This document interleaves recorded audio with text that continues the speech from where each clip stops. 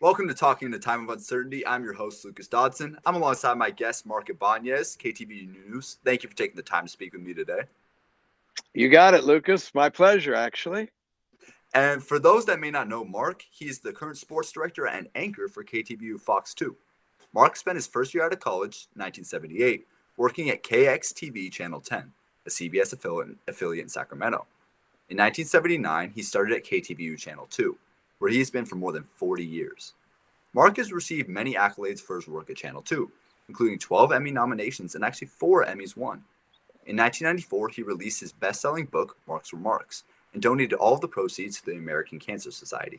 And to get an idea just of how long he has been at this, let's take a look at this video. Whether or not Jerry Rice is really hurt or not, we're going to have to wait until Sunday to find out. But in the meantime, players starting to get serious, hitting the playbooks and the practice field. And for us announcers, well, it's time to really bone up on all our statistics. And in the meantime, from Miami, I'm Mark Ibañez for the 10 o'clock news. Is that good? All right, they ought to buy that, huh? All right. Hey. Oh, but you best believe things are much different these days covering a Super Bowl than they were back in 1989. But no one can change the result of Super Bowl 23, one of the greatest comebacks ever in Super Bowl history, culminating on a Joe Montana to John Taylor pass in the final moments, bringing the 49ers the ultimate victory. But perhaps the biggest change between then and now? Player access. For instance, can you even imagine, say, George Kittle calling his own personal chiropractor to come out from the Bay Area to help cure his ills like Jerry Rice did way back then? These days, you can't get anywhere near these multi-million-dollar properties like we could back then. Oh, yes, things have certainly changed in 30 years. For one, after working all day in the sun, all I really care about is getting a good nap. I'm wearing 50 sunscreen. And as far as this heat goes, all I can say is, at least it's good for my arthritis. We have hit that point of the week where the players are sequestered away for the most part, away from the media. I've got a little time to study my rosters and such. And so that's pretty much the scene here. From South Beach, Miami, Florida, I'm Mark Ibañez for KTVU Fox 2. They ought to buy that, right? Some bingo. All right. Parcheesi, maybe? Charades? So, Mark, obviously so much has changed over your 40 years at KTVU. I mean, it's illustrated in that video. Despite the consistency of being at the same workplace, there had to be moments of real uncertainty throughout your career. Did any of these moments particularly stick with you, and how did you work through them? Well, the biggest thing I could tell you, Lucas, would be I was a weekend guy when I first started, just worked Saturdays and Sundays, and occasionally worked as a reporter and vacation fill-in for the number one guy, who was Monday through Friday. And so I was there 10 full years just working Saturday and Sunday, which of course always puts a strain on your family and that kind of thing. And so the guy retired in front of me, the Monday through Friday guy. So I figured, all right, I'm in line to get this big promotion. Well, a new general manager came into the station and he had a guy back in Cincinnati that he liked. So imagine 10 full years of working kind of in an apprenticeship, getting ready to be the Monday through Friday guy, and I got passed over. So it was a very frustrating aspect of my career because everybody who is as a sports journalist on television wants to be on Monday through Friday. That's like elite status, so to speak, in our industry. So I was very disappointed, pretty crestfallen and bummed out, to say the least. And I'm thinking, gosh, maybe I'm not going to be ever a number one guy. And a lot of people weighed in, and friends saying, man, you gotta find a job somewhere else. You gotta ditch Channel 2 and get out of there. And my girlfriend at the time was like, you gotta march into that general manager's office, and tell him off, and blah blah blah. He might fire you, but at least he'll respect you. You got to stand up for yourself. But my dad actually gave me great advice. He said, what you need to do is keep your mouth shut, work hard, show them what you've got, grind it out, and just try and be better than that guy they brought in from Cincinnati. He's coming in from Cincinnati. He can't be that great. So, button your mouth, work hard, put your nose to the grindstone. And sure enough, that guy flamed out in less than a year. Wow. And they promoted me to the number one spot in 1989. So I worked from 79 to 89 as the weekend guy, and then finally got that promotion to sports director and Monday through Friday in late 1989. So that's how that went, and that was a big moment in my career. Yeah, it's really a story of like knowing your role and also knowing your worth. But what exactly were you doing in those Mondays through Friday? Was it all preparation for the weekend job, or?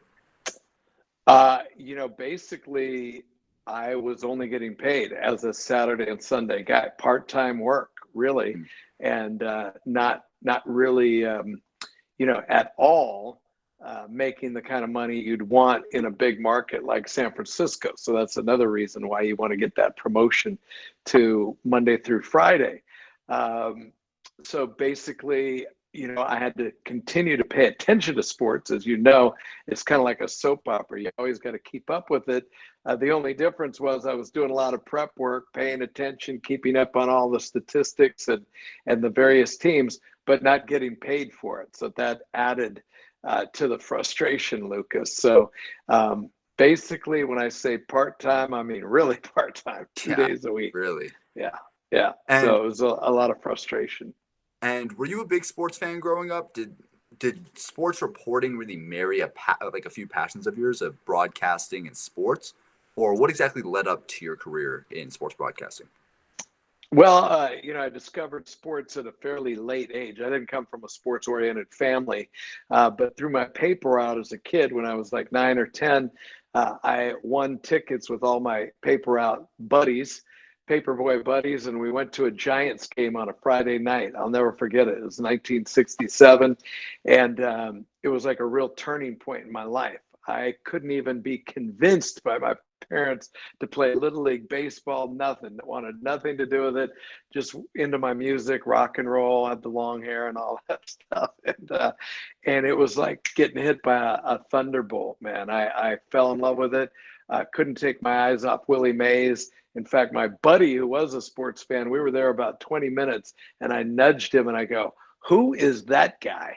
And he goes, "That's Willie Mays, you idiot," And I just, the guy became my hero as a kid, and I wanted to become a Major League Baseball player and learn the sport at a late age, like 9 or 10. I'd never picked up a baseball basically, and that was my dream, is to become a player. And my parents were very scholastically oriented and said, "That's fine, but you got to have a backup plan." So my backup plan, you're thinking at that age, 6th, 7th grade, was like, okay, if I don't make it as a Major League Baseball player, I'm going to, do the next best thing, which would be to be close to it as a sportscaster. So that was it, a true passion for baseball at first. And when that first baseball season that I followed ended, I said, to myself, I wonder if football is as cool as this, and basketball, and started following all the sports and reading as much voraciously as I could to kind of catch up. I had a lot of history to read and that kind of thing. And, my baseball career as a player didn't pan out, as you may have noticed. So I did fall into my next best dream, which was to be a sportscaster. So that's how I got into it. And it was truly a passion of mine to follow the sports. I was the nerd kid with the transistor radio and reading everything I could get my hands on with regard to the sport currently, and then the sports history as well.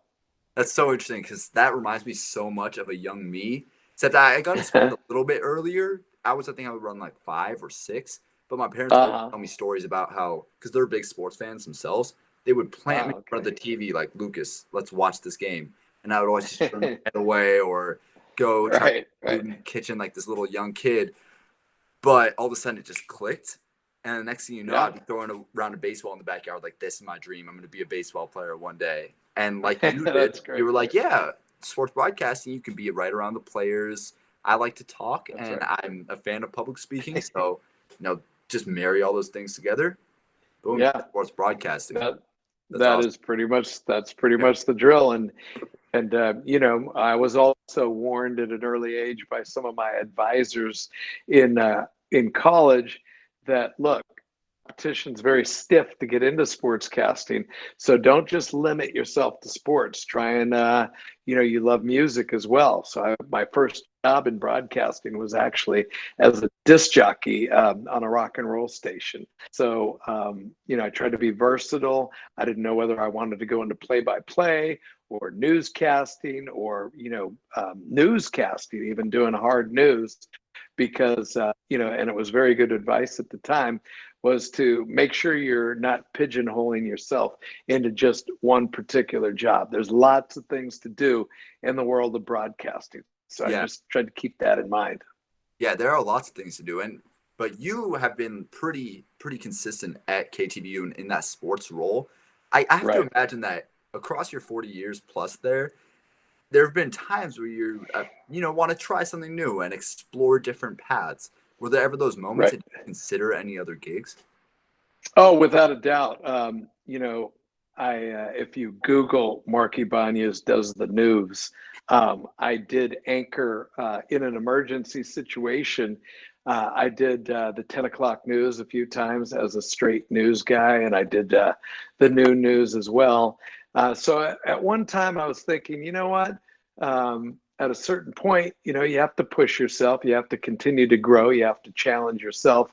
And so I'd say it was about 10 or 12 years ago. I filled in a lot doing news, and I found just wasn't a passion. Like, it was more like a job, and sports was so much more fun. And I salute newscasters, because even on a subconscious level, reporting bad news and train wrecks and plane crashes and all the terrible news that gathers every day, started to weigh on my psyche a little bit. So it wouldn't have been for me. It would have been more like a grinded out job for me. Not something you get up every morning you're excited to do. Yeah, exactly. Yeah, it's my dad used to have a saying. He used to say, if you find something you truly love and it's a passion, you'll never work a day in your life. Yep. And that's how sports has been for me until recently with the pandemic, where it's just no sports. Hopefully, once in a lifetime thing. I don't want to go through this again. I've been saying, to my parents, that if there were sports right now, with no fans, but just I could watch the NBA playoffs or the start of the MLB season. Oh my God, it'd be so much easier to get through these times. So much easier to keep yourself busy. But we have no distractions in that regard at all. Literally nothing. It's amazing. But with so much evolving in the sports and sports journalism landscape, did you ever think about, something? I know Bleacher Report is something that's headquartered in San Francisco, and they have a very new media feel. And you also have a lot of new up and coming, more online news sources and news outlets. Sure. Do you ever consider taking a look at that kind of journalism and that area of sports broadcasting, or have you just remained steadfast in being a news broadcast? I like those and read Bleacher Report and all those new avenues per se for disseminating sports news. I think it's great, but I'm at a stage in my career where I'm pretty much locked in to what I'm doing now and still really enjoy it. It all comes down to the people and the personalities. And if I'm still able to convey that over the television, my point of view has been, I'm not really looking at this stage. I'm kind of closer to retirement than I am reaching out for a new venue. And so, no, I haven't been challenged in that regard to do that. About 25 years ago, I was contacted by ESPN to go back east and worked there. And one trip to Bristol, Connecticut, kind of ended that idea for me. I just didn't really, I grew up in the Bay Area, wanted to stay in the Bay Area. My family, my kids, everybody was here, so it didn't interest me. And so I decided to just stick it out here and get to cover. I mean, think about it, Lucas, dream job. I get to cover every day the teams I grew up loving, Warriors, Giants, A's, until recently the Raiders, 49ers, all that stuff. So for me, still a dream job, and I'm gonna stick it out until retirement. I mean, with the Bay Area, we're blessed to have some pretty successful teams too, especially in recent years. Yeah. So you've had good entertainment to cover, that's for sure. And I was go ahead. Oh no, you're about to go into something. Go ahead. Oh, I was just gonna say, it's interesting because during the realm of my career, basically in the Bay Area from '79 until now, I've known the 49er dynasty when they won 5 Super Bowls. I lived through the Golden State Warriors dynasty of 3 out of 5 championships, 5 straight trips to the finals, the Giants winning 3 World Series in 5 years, the A's also with the Bash Brother era, and it's just been an incredible ride. So I hit the golden era of Bay Area sports. Yeah, truly. And what you mentioned about ESPN was interesting because I was going to ask you if you would ever consider doing national news or any national opportunities because you certainly have the resume to back it up. And what exactly did ESPN offer you? It was actually a starting out with the opportunity for growth, but it was a doing Sports Center. But at the late night one, I think it's 2 in the morning or something like that, just to just get my foot in the door. And to me, the money wasn't that much better than being a sports director here. I was more comfortable. And like I said, I just didn't want to leave my family. I was never motivated by that in trying to become a national broadcaster or anything like that. I've always tried to maintain a balance between a happy personal life and a happy professional life. So it really wasn't a big lure, but it's nice to know that I probably could have done it, if that had been my ambition, but it just wasn't. And I know I had the opportunity, so that's satisfying enough for me. Yeah, that's pretty awesome because I know a lot of people would see that offer from ESPN and jump at it, go, I don't care that 2 a.m., 5 a.m., or 7 p.m. Like, I want to be on ESPN, but staying true to yourself and staying true to that balance is so important. That's pretty commendable. Yeah. Yeah, and it's turned out really well. I'm glad that I didn't do it, actually. Yeah. And transition a little bit, with such a long career, I'm sure you've had so many cool moments. I've seen clips of, it seemed like a Europe game that the Niners had, and you interviewed people in like a big crowd. You have covered Super Bowls, covered NBA Finals, World Series. But what would you say is the most memorable moment of your career if you just had to pick one? Oh man, Lucas, that's a really tough one. Yeah. But for me, gosh, it's so hard because let me just tell you, I've been all the 49ers Super Bowls. I've been to all the NBA Finals. Were some great moments. I was at the game where Kurt Gibson hit the famous home run against the A's. Could barely make it around the bases. I was at the big game, Cal and Stanford, where they ran through the band. It's the most famous play in college football history. I was actually right there and saw that. So many things swamped my memory. But really, I would say the highlight still has to be Dwight Clark's catch in the end zone, because I grew up a 49er fan, from an early age, and never thought they were going to make it to a Super Bowl. And it just seemed like an impossible dream. Like, my team is never going to make it to the Super Bowl. And I was at that game, and I was in the not in the stands, but on the field, probably 25, 30 feet at the most away from Dwight Clark when he made that catch, ground level. And I kind of craned my neck and looked down the end zone line, and I could see it perfectly. And still to this day, even though that happened in 1981, whenever anybody asks me that question, it's the one that pops into my head, because the crowd noise, the excitement of them going to the Super Bowl for the first time, beating the hated Dallas Cowboys, it all added up to just an unbelievable day. And it was so young in my career. Like, I had never experienced anything like the adrenaline that was rolling that day.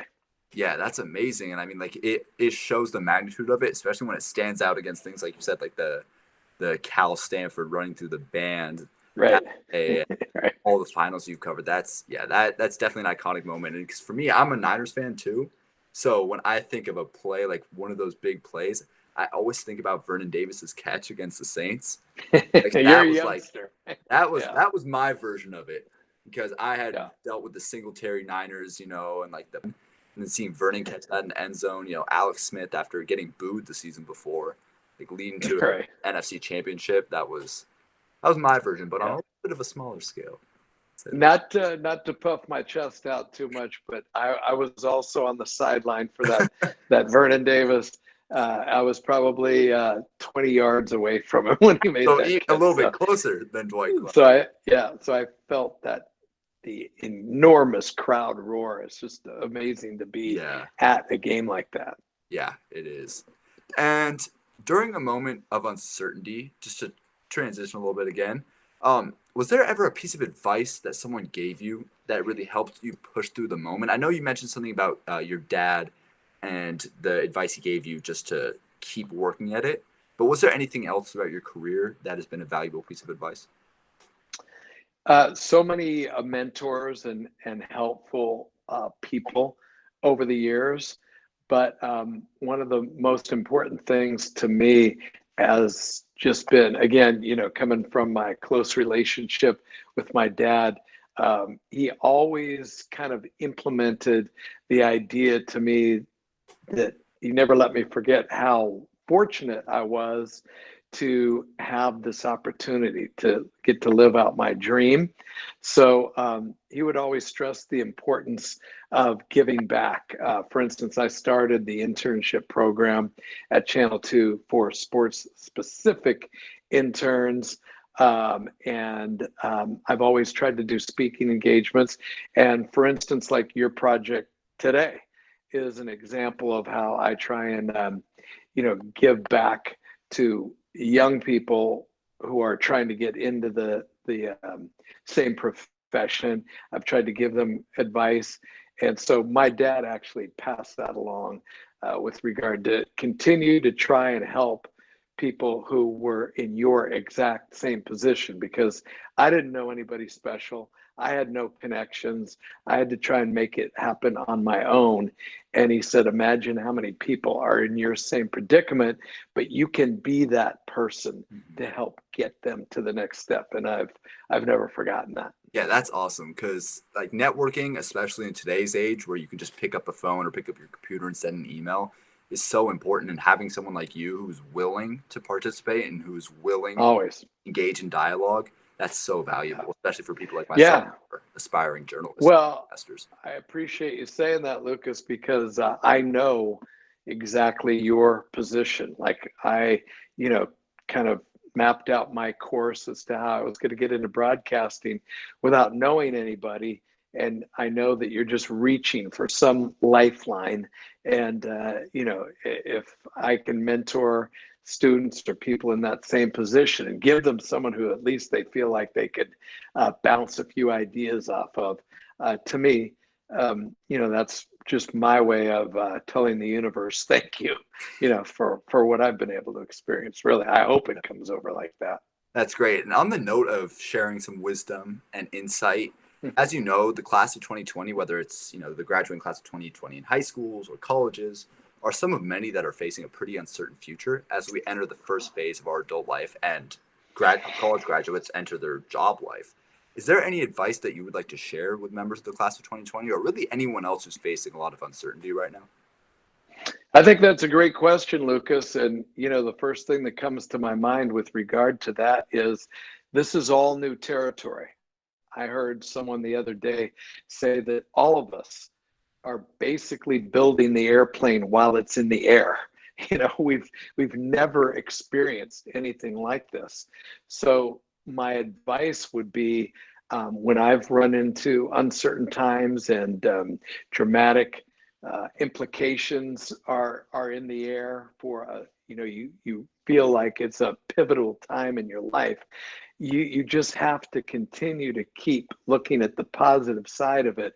Like I've told people, this is a character builder for you. Try and challenge yourself during this time instead of laying on the couch. Not that you would do this, but you know, laying on the couch eating ice cream and you know, challenge yourself to get physically fit, challenge yourself to read books, challenge yourself to stretch your mind, pick up a musical instrument, do something to get through it and remain as positive as you can, because I think those of us who are going to do that are going to find out that, you know, your most growth as a person always comes through difficult times. That's when you grow the most. That's when you learn the most about yourself.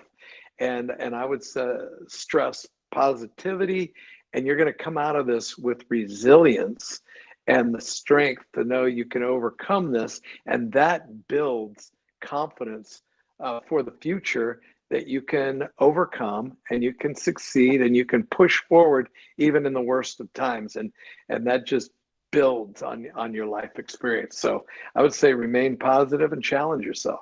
Yeah, very true. Like, you know, if you approach this time right, with all the free time people have on their hands, you know, you can truly come out of the other side so much stronger. You know, come like Yes. you said, getting fit or reading, all that stuff is so important. And Yeah, that yeah. a lot of people, you know, like especially people in busy schedules like students, don't have a lot of time for. So yeah, as you said, this is perfect for that. But Yeah, thank I you. really think that's big. Yeah. Well, Mark, thank you very much for your time, for your stories, for your insight, and I appreciate you taking the time to come on the show.